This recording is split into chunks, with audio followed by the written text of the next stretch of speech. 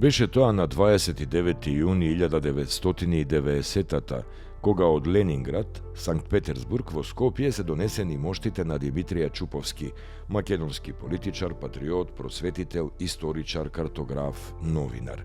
Моштите на Димитрија Чуповски се положени во црквата Свети Спас во Скопје.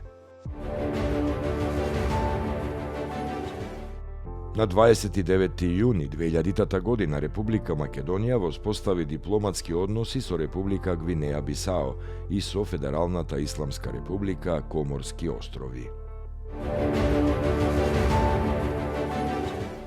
На 29. јуни 1864 година е роден Наум Туфекчиев, македонски револуционер, учесник во македонското револуционерно движење, деец на неколку македонски емигрантски друштва и организации, учествувал во дејноста на младата македонска книжевна дружина, Братскиот сојуз и Македонскиот комитет.